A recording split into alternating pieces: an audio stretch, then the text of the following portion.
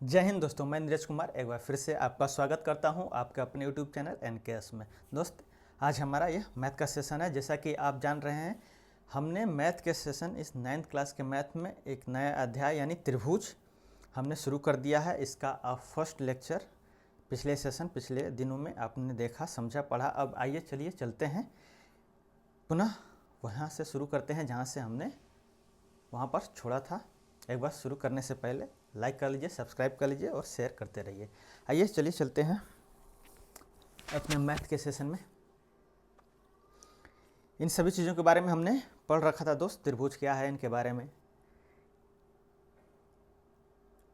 Congruent क्या है, सर्वांगसम क्या है, इस शब्दावली के बारे में हमने आपको बता दिया था बखूबी अच्छे तरीके से कि सर्वांगसम कहीं भी शब्द आ जाए तो उसका अर्थ क्या होता है। हमने वर्ग को ध्यान में रखते हुए इन सभी चीज़ों के बारे में देखा, क्या यह सर्वांगसम है या नहीं है। इन सभी चीज़ों के बारे में हमने चर्चा किया हुआ था आपके साथ। ये त्रिभुज कुछ 5 हैं दोस्त। इस सभी 5 त्रिभुजों में हमने यह देखा था कि इनमें से कौन कौन से त्रिभुज सर्वांगसम हो सकते हैं और कौन कौन से त्रिभुज सर्वांगसम नहीं हो सकते हैं। हमने इस पर भी चर्चाएँ की थी।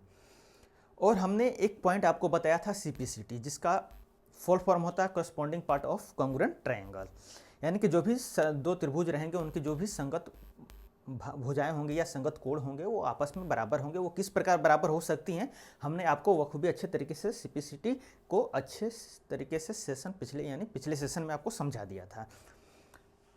हमने आपको अभिवृत्त 7.1 भी समझा दिया था कि अभिवृत्त 7.1 क्या है, क्या कहता है, उसका मतलब क्या है। यहाँ तक हमने आपको बताकर समझा कर रखा था। चलिए आइए चलते हैं आज का सेशन जो हमारा शुरू होता है यहाँ से।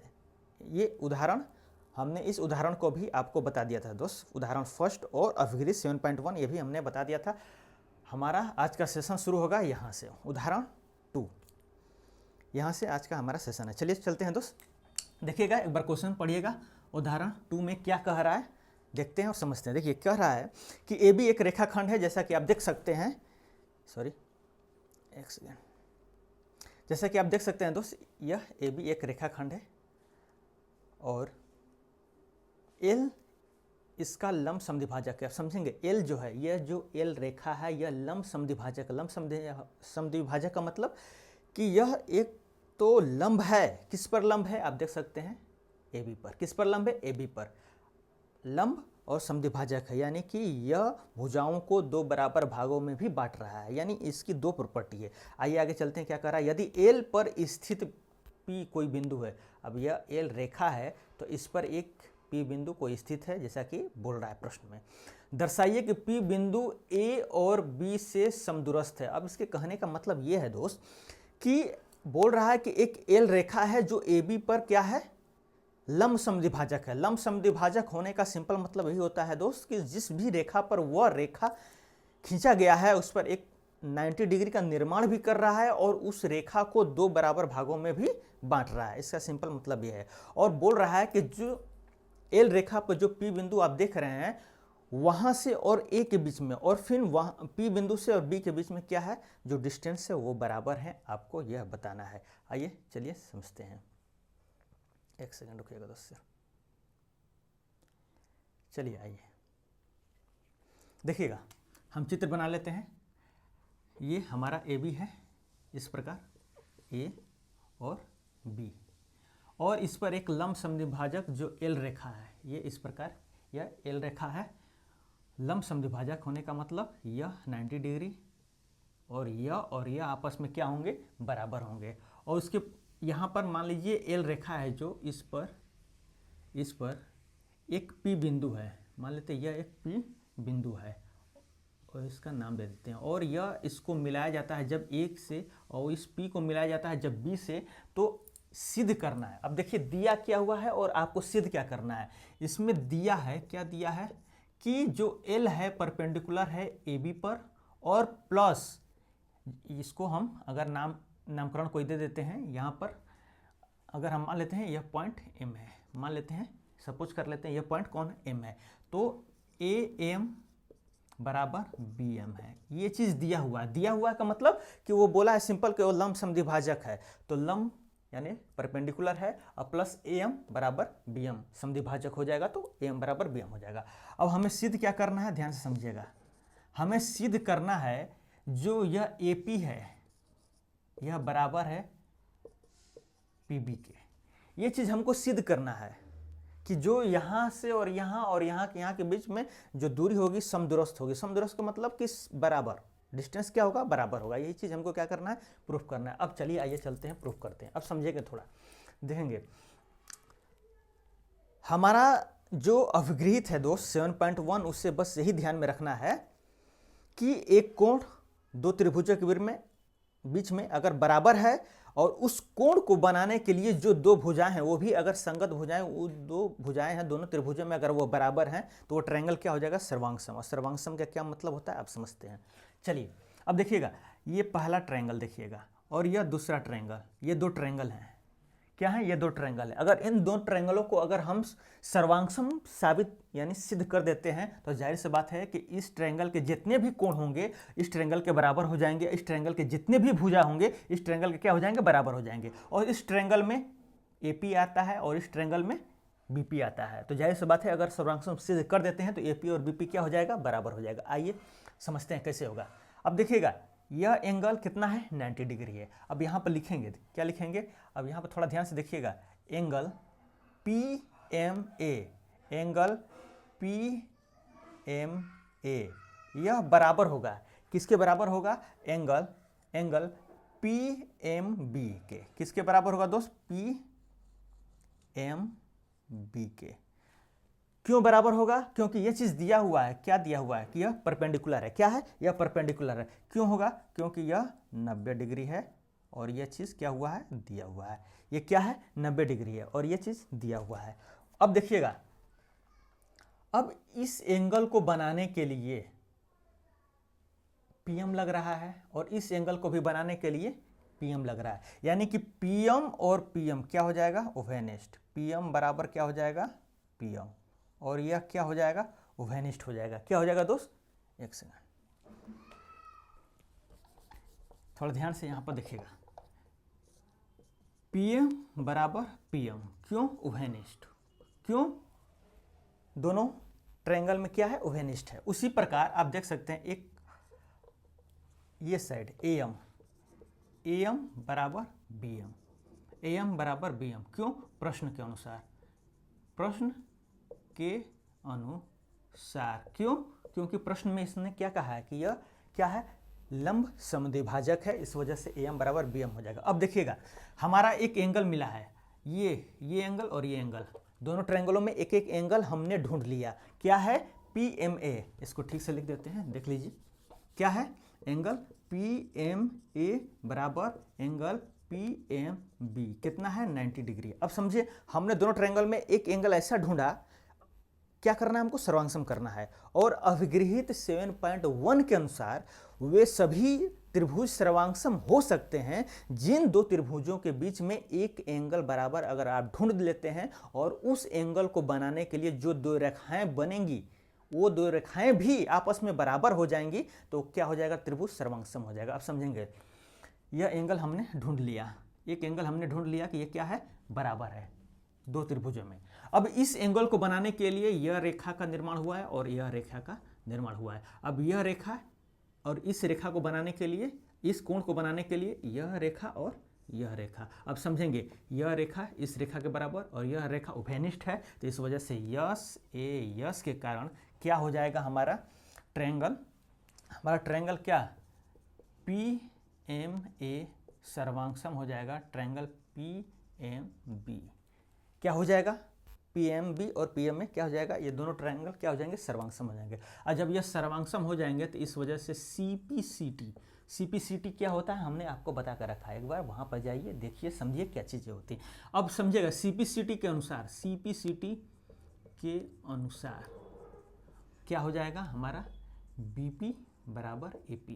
क्या हो जाएगा दोस्त, BP बराबर AP हो जाएगा। इस प्रकार आप यह कर सकते हैं, AP और BP क्या हो जाएगा, जो हमने सिद्ध करना था वो चीज़ हमने क्या कर दिया, सिद्ध कर दिया। इस प्रकार चलिए आइए चलते हैं अपने नेक्स्ट।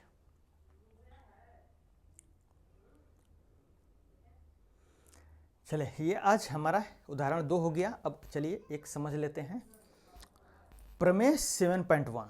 इसे समझ लेते हैं। अब देखिएगा ये प्रमेय है, क्या है यह प्रमेय है, इसे हमको क्या करना पड़ेगा, सिद्ध करना पड़ेगा।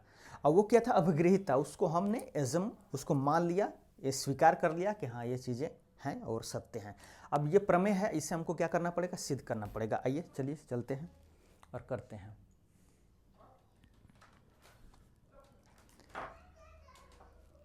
एक सेकंड।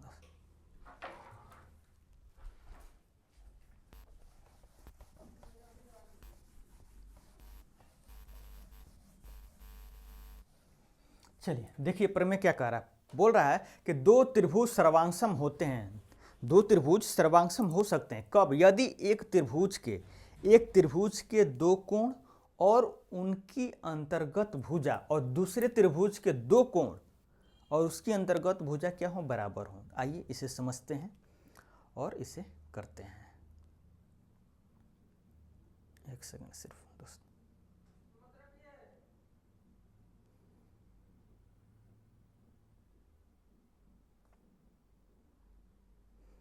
चलिए आइए देखें, थोड़ा प्रेजेंटेशन में इधर उधर हो गया दोस्त। चलिए देखते हैं हमारा क्या है, हम समझने वाले हैं प्रमेय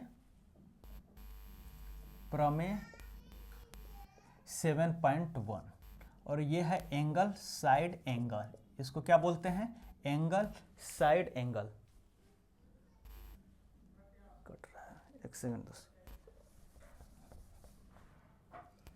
ये है प्रमेय 7.1 और इसे हम बोलते हैं एंगल साइड एंगल। चलिए समझते हैं। इसमें बोल रहा है, सबसे पहले वो चीज़ें लिख लेंगे कि यह आपको दिया क्या है, उसके पश्चात यह देखेंगे कि हमें सिद्ध क्या करना है। अब चलिए आइए देखते हैं हमें क्या दिया हुआ है, ये लिख लेंगे। दिया है, क्या दिया हुआ है, बोल रहा है कि आपको हम दो ट्रायंगल दिए हैं। उस दो ट्रायंगल, पहले आप दो ट्रायंगल का चित्र बनाइए। आप इस प्रकार बना सकते हैं, ये दो ट्रायंगल का चित्र इस प्रकार आप बना सकते हैं। ये ए बोल सकते हैं, बी बोल सकते हैं, सी, डी, ई और एफ। ये आपको दो ट्रायंगल दिख रहे होंगे। अब थोड़ा समझिएगा, इसमें बोल रहा है कि हम आपको दो ट्रायंगल दे दिए हैं, उसमें से आपको दो कोण बराबर हैं। दो कोण क्या हैं, उनके जो संगत कोण हैं वो बराबर हैं। तब मान लेते हैं बी जो है का संगत कोण कौन है, ई है, और सी का संगत कोण क्या है, एफ है। बोल रहा है कि हम आपको दो कोण दिए हैं और दो कोण जो भी उन दोनों त्रिभुजों में हैं वो संगत कोण आपस में बराबर हैं, और उनके अंतर्गत जो भुजा है वो भी आपस में बराबर है। अब समझेंगे, यह दो कोण है, यह दो कोण है, इस दो कोण के अंतर्गत कौन सी भुजा है, बीसी, इस दो कोण के अंतर्गत कौन सी भुजा है, ईएफ, और ये बीसी और ईएफ क्या है, बराबर है। ये चीज हम आपको दे दिए हैं और आपको साबित करना है कि ये दोनों ट्रायंगल क्या है, सर्वांगसम है। आइए चलिए, दिया क्या हुआ है, दिया हुआ है एंगल बी बराबर एंगल एफ। ये चीज क्या है दोस्त, ये चीज दिया हुआ है, यानी कि इसे और क्या दिया हुआ है, और दिया हुआ है हमारा एंगल बी बराबर एंगल ई है दोस्त ये, और एंगल सी बराबर एंगल एफ है। और हमें क्या दिया हुआ है, और हमें दिया हुआ है B C equal to E F, B C equal to E F, ये चीज़ हमको दिया हुआ है। अब देखेंगे यहाँ पर तीन केस बनेंगे दोस्त, थोड़ा ध्यान से समझेंगे, थोड़ा स्लोली ध्यान से समझने की कोशिश करेंगे। यहाँ पर तीन केस बनेंगे। तीन केस क्यों बनेंगे, अब समझेंगे। देखिए, सर्वांगसम दो ट्रायंगल तभी हो सकते हैं जब वो दोनों का आकार, साइज, कोण वगैरह क्या हो, बराबर हो। तो जाहिर सी बात है दोस्त कि यह अगर ट्रायंगल हम मानते हैं और यह भी दो ट्रायंगल हैं, तो तीन ही कंडीशन हो सकते हैं। या फिर यह ट्रायंगल इससे बराबर हो सकता है, या फिर यह ट्रायंगल इससे बड़ा हो सकता है, या फिर यह ट्रायंगल इससे छोटा हो सकता है। यही तीन ही केस तो बनेंगे। अब इसके अलावा कोई और केस तो बन नहीं सकते हैं, यही तीन केस बनेंगे। ये दोनों ट्रायंगल आपस में क्या हो सकते हैं, बराबर हो सकते हैं, या फिर ये दोनों ट्रायंगल एक दूसरे से छोटे हो सकते हैं, या फिर ये ट्रायंगल एक दूसरे से क्या हो सकते हैं, बड़े हो सकते हैं। यही तीन कंडीशन बनेंगे और इन्हीं तीन कंडीशन को मानते हुए लेकर चलेंगे, और तीनों कंडीशन में हम यह सिद्ध करेंगे किस प्रकार यह दोनों ट्रायंगल क्या है, सर्वांगसम है। आइए चलिए चलते हैं, समझेंगे थोड़ा। पहला कंडीशन हम लेकर चलते हैं कि अगर ए बी बराबर है DE के, अगर ए बी दोस्त DE के बराबर है, यानी कि हम बनावट कर रहे हैं, ध्यान से समझेंगे ये क्या है, ये बनावट है। हम कोई भी ट्रायंगल को पहले बनावट ही तो करेंगे दोस्त, तभी तो उसको समझ पाएंगे कि वो सर्वांगसम है या नहीं है। तो हमने दो ट्रायंगल बनाया और हमने दो ट्रायंगल इस प्रकार बनाया कि यह दो एंगल और यह दो एंगल तो बराबर है ही, और यह साइड भी क्या है, बराबर है। प्लस हमने एक ऐसा भी ट्रायंगल बनाया कि जो ए बी बराबर हो जा रहा है डी के। किसके बराबर हो जा रहा है, डी के। हमने पहला ट्रायंगल लिया कि ए बी बराबर डी के, ए बी बराबर डी के। अब समझेंगे, सर्वांगसम करने का कोशिश कर रहे हैं, अब समझेंगे। अब ट्रायंगल ए बी सी में देखिए, ए बी सी में देखेंगे तो ए, अब समझेंगे ये जो हमने किया है यह बनावट के कारण किया है। किसके कारण, बनावट के कारण, क्योंकि तीन ही कंडीशन बना सकते हैं, या ए बी को हम बराबर ले सकते हैं, या फिर ए बी को छोटा ले सकते हैं, या फिर ए बी को हम बड़ा ले सकते हैं। यही तीन कंडीशन हमारे बन सकते हैं। अब चलिएगा, ये हमने क्या किया, बनावट किया। ये बनावट के कारण क्या हो गया है, ये हमारा इक्वल हो गया। अब समझेंगे, अब एंगल ए बी सी बराबर होगा एंगल डी ई एफ। क्या बराबर है, हाँ बराबर है। किस वजह से, क्योंकि यह चीज दिया हुआ है। क्या है, यह चीज दिया हुआ है। अब समझेंगे, एक और एंगल ये और ये हो गया, और बी सी बराबर क्या है, बी सी बराबर क्या है, ई एफ। बी सी बराबर क्या है, ई एफ। अब देखेंगे दोस्त, साइड एंगल और साइड, क्या हमारा साइड एंगल, साइड से जो हमारा अभिगृहित 7.1 है, तो इस वजह से लिखेंगे अकॉर्डिंग टू, या अभिगृहित 7.1 से हमारा ट्रायंगल ए बी सी सर्वांगसम हो जाएगा ट्रायंगल डी ई एफ। ध्यान से समझेंगे दोस्त, इन दो ट्रायंगलों को हम तीन केस से बना रहे हैं। एक पहला केस यह हुआ कि यह ए बी बराबर डी होगा, ए बी बराबर डी। उस हिसाब से हमारा ए बी सर्वांगसम किससे हो गया, डी ई एफ के। हमने पहला कंडीशन लेकर यह समझाया किस प्रकार यह ट्रायंगल इस ट्रायंगल से क्या है, सर्वांगसम है। चलिए आइए, उतारना है उतार लीजिए और समझते रहिएगा। चलिए आइए दूसरा कंडीशन लेकर चलते हैं। दूसरा कंडीशन क्या है, आइए देखते हैं। पहला कंडीशन हमारा यह था कि हमने ट्रायंगल को बनाया और यह दो एंगल भी बराबर बनाया, और यह BC और EF ये भी हमने बराबर लिया, और उसके पश्चात यह AB और DE का लेंथ भी हमने क्या किया, बराबर किया। ये हमारा पहला कंडीशन है। अब हम बनावट करने जा रहे हैं, सेकंड देखिएगा, अब हम बनावट करने जा रहे हैं दोस्त, और इस बनावट में हम ऐसा कर रहे हैं कि B एंगल E के बराबर है, C एंगल F के बराबर है, और BC इक्वल टू EF है, जो कि हमारा हमेशा से दिया रहेगा, जो कि हमेशा हम यह चीज़ प्रेजेंट रहेगा, और हेर फेर इसमें करना है AB और DE में। तो पहले हमने लिया था AB बराबर DE, अब हम ले रहे हैं AB जो है वो ग्रेटर देन क्या है, DE के।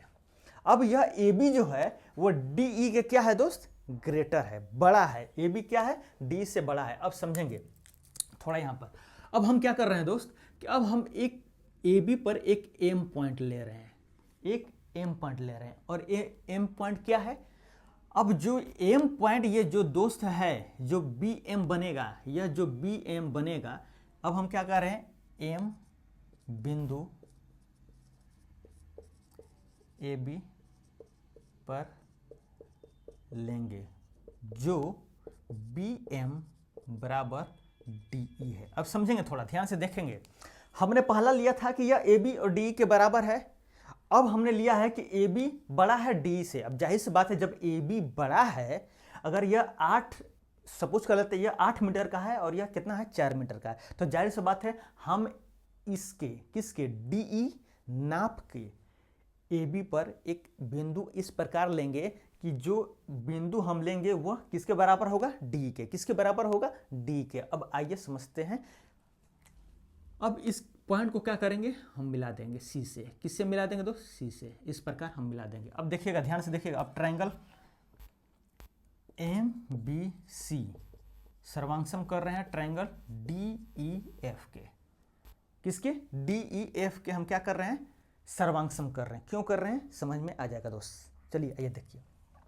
अब इसमें देखिएगा, अब इसमें एंगल एम बी सी क्या बराबर है एंगल डी ई एफ के? बिल्कुल बराबर है। यह एंगल और यह एंगल क्या है? बराबर है। क्यों? दिया हुआ है। क्यों? यह चीज़ दिया हुआ है। अब चलिए देखिएगा, अब देखिए जो बी एम है, जो हमारा बी एम है, जो हमने बनावट किया है, यहाँ से ध्यान से देखिएगा, बी एम है और ये दूसरा मान लेते हैं बी एम है, तो लिख सकते हैं बी एम डी। किसके कारण? बनावट के कारण। किसके कारण? बनावट के कारण। ये चीज़ हो जाएगा। अब समझेंगे। अब बी सी बराबर क्या है? ई एफ, जो चीज़ दिया हुआ है बी सी बराबर ई एफ, बी सी बराबर ई एफ, ये चीज़ क्या है? चीज़ है दिया हुआ है।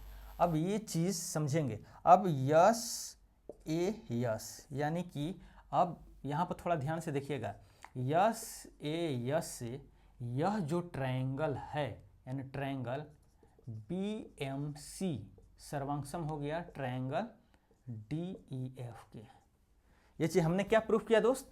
कि बी एम सी सॉरी यहाँ पर ठीक से लिख लीजिए, M B C D E F के क्या हो गया? सर्वांगसम हो गया। अब जब सर्वांगसम हो गया दोस्त, तो थोड़ा ध्यान से देखेंगे, जब सर्वांगसम जब हो जाएगा तो ये जो हमारा एंगल बनेगा एम सी बी, जो एंगल हमारा एम सी बी, यह किसके इक्वल होगा? किसके इक्वल होगा? डी एफ ई के। किसके इक्वल होगा? अब समझेंगे। ये ट्रायंगल हमने इस ट्रायंगल के साथ क्या किया? सर्वांगसम प्रूफ किया। तो जाहिर सी बात है एम सी बी, जब यह सर्वांगसम हो गया इसके, तो जाहिर सी बात है यह एंगल इसके बराबर होगा और यह भी एंगल इसके बराबर हो जाएगा और ये वाला एंगल इसके बराबर हो जाएगा।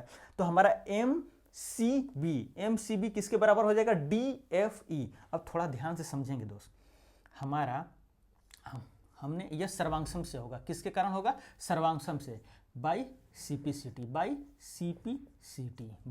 सीपीसीटी के थ्रू। अब समझेंगे, हमारा डी एफ ई या एंगल एफ या फिर एंगल एफ, अब हमारा एंगल एफ जो है जो दोस्त, वह किसके बराबर है? सी के बराबर है। किसके बराबर है? सी पर। अब देखेंगे कि प्रश्न के अनुसार आप देखेंगे तो जो एंगल डी एफ ई है वो बराबर है किसके? सी के। सी के मतलब A C B, angle A C B. अब प्रश्न के अनुसार हमारा जो डी एफ ई है वो ए सी बी के बराबर है और यह एंगल, यह पूरे वाले एंगल के क्या है? बराबर है। और यह तभी हो सकता है, यह कब होगा? यह एंगल इस पूरे के बराबर है जो हमने पहले दिया हुआ है, प्रश्न में दिया हुआ है कि एंगल सी किसके बराबर है? एंगल एफ के। और यह तभी बराबर हो सकता है जब एम पॉइंट और ए पॉइंट दोनों क्या हो जाए? एक साथ हो जाए। दोनों क्या हो जाए दोस्त? एक साथ हो जाए। तो इस वजह से हम क्या कहेंगे कि एम और ए बिंदु दोनों एक ही प्रतीत होंगे। क्या होंगे दोस्त? एम और ए बिंदु क्या होंगे? दोनों एक ही प्रतीत होंगे। जब एम और ए दोनों एक ही प्रतीत होंगे तभी तो एंगल सी एंगल एफ के बराबर होगा। जब यहाँ पर सी एम सी बी बराबर हुआ डी एफ ई के, और जबकि दिया हुआ है प्रश्न में पहले से ही कि डी एफ ई बराबर है ए सी बी के, और यह चीज़ दिया हुआ है, तो यह दोनों एंगल आपस में बराबर तभी हो जाएंगे जब एम बिंदु और ए बिंदु क्या हो जाएंगे? एक हो जाएंगे। तो इससे क्या साबित हुआ? इससे यह साबित हुआ कि जो यह हमने ट्रायंगल बनाया था वो ट्रायंगल इस ट्रायंगल के क्या है? सर्वांगसम। इस ट्रायंगल के क्या है? सर्वांगसम है। चलिए आइए अब तीसरा पॉइंट को देखते हैं। आइए, अभी हमने क्या देखा? अभी हमने देखा यह चीज कि जब कभी भी एक ट्रायंगल लेते हैं उसका एक साइड बड़ा होता है, तीन कंडीशन हमने देख रहे हैं दोस्त। पहला कंडीशन में दो ट्रायंगल को हम क्या कर रहे हैं? सर्वांगसम प्रूफ कर रहे हैं।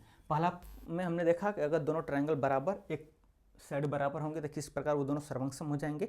तीन ही कंडीशन बनेंगे। और दूसरा कंडीशन में हमने इस वाले को क्या लिया था? बड़ा ले लिया था। उसको भी हमने क्या साबित कर दिया कि ये दोनों क्या है? आपस में सर्वांगसम होंगे। चलिए अब तीसरा देखिएगा। तीसरा क्या है? A B is less than D E. क्या है? ए बी अब क्या है? डी के कम है। यानी छोटा है, तो जाहिर सी बात है ये बड़ा है। अब क्या करेंगे, हम बनावट करेंगे। अब इसमें भी क्या करेंगे, बनावट। और बनावट में क्या करेंगे, हम एक पॉइंट P ले लेंगे D पर। P बिंदु D E पर बनाएंगे जो कि AB बराबर होगा PE के। किसके बराबर होगा, AB के। यानी कि यह बड़ा है तो जाहिर सी बात है इसका लेंथ यहाँ इस रेखा पर हम कट कर सकते हैं, कोई समस्या नहीं। ये पिछले ही की तरह है दोस्त, और कुछ नहीं है। अब क्या करेंगे, P को ज्वाइंट कर देंगे C से, F से, किससे, F से। और इस प्रकार हमको अब क्या करना है, अब हमको यह करना है कि ट्रायंगल ABC सर्वांगसम प्रूफ करना है ट्रायंगल PEF के साथ। किसके साथ, PEF के साथ। अब इसमें भी वही प्रोसेस अपनाएंगे, 3 चीज़ें हमको मिल जा रही हैं, तो ये क्या हो जाएगा, सर्वांगसम। आइए देखते हैं। अब देखिए AB, पहला AB बराबर PE, दिख रहा है। उसके बाद दिख रहा है एंगल ABC बराबर एंगल PEF, ये भी दिख रहा है। ये चीज़ क्या है, दिया हुआ है। ये चीज़ क्या है, दिया हुआ है। ये किसके कारण, बनावट के कारण। ये किसके कारण, बनावट के। अब देखिए BC बराबर EF, BC बराबर EF, ये चीज़ क्या है, दिया हुआ है। ये क्या है, दिया हुआ है। इस प्रकार क्या हो जाएगा, इस प्रकार ABC और ट्रायंगल PEF क्या हो जाएगा, सर्वांगसम हो जाएगा। क्या हो जाएगा दोस्त, सर्वांगसम हो जाएगा। जब सर्वांगसम हो जाएगा तो CPCT के अनुसार जो एंगल ACB है वो बराबर हो जाएगा एंगल PFE के। किसके बराबर हो जाएगा दोस्त, एक सेकंड यहाँ से लिखते हैं। CPCT के अनुसार, किसके अनुसार, इसलिए CPCT के अनुसार एंगल ACB इक्वल हो जाएगा एंगल PFE के। किसके, PFE के बराबर हो जाएगा। किसके अनुसार, CPCT। जब यह दो ट्रायंगल आपस में कॉन्ग्रुएंट होंगे यानी सर्वांगसम होंगे तो CPCT के अनुसार ACB और PFE क्या हो जाएगा, आपस में बराबर हो जाएंगे। क्या हो जाएंगे, आपस में बराबर हो जाएंगे। अब जब यह आपस में बराबर CPCT के अनुसार हो गए हैं दोस्त, तो थोड़ा ध्यान से समझिएगा कि हमारा जो एंगल ACB है वो एंगल किसके बराबर है। यहाँ पर ध्यान से देखिए, एंगल किसके बराबर है, C। एंगल C किसके बराबर, F के। एंगल DFE के बराबर है। क्या है, ये चीज़ दिया हुआ है। अब हमको दिया हुआ है कि ACB बराबर है DFE के, ये चीज़ दिया हुआ है। और जबकि यहाँ पर हमने क्या निकाल दिया, हमने यहाँ पर सर्वांगसम करके क्या निकाल दिया कि हमारा जो ACB है वो हमारा PFE के यानी इस कोण के बराबर है। किसके अनुसार, CPCT के अनुसार। तो ये दोनों कंट्रास्ट हो गए, दोनों एक दूसरे के विपरीत टाइप के लग रहे हैं। तो यह तभी हो सकते हैं, यह दोनों तभी हो सकते हैं। कौन सा दोनों, यह एंगल, यह पूरे एंगल के और यह एंगल सर्वांगसम से इस एंगल के तभी बराबर हो सकते हैं जब जब जब जब आपका P और D पॉइंट एक हो। क्या हो, एक हो। क्या हो दोस्त, एक हो। इस प्रकार आपका प्रमेय 7.1 बहुत ही बखूबी अच्छे तरीके से धीरे धीरे बताएं दोस्त। एक बार रिवाइंड कर इस वीडियो को देख लीजिएगा, समझ लीजिएगा, आपको आसानी से समझ में आ जाएगा।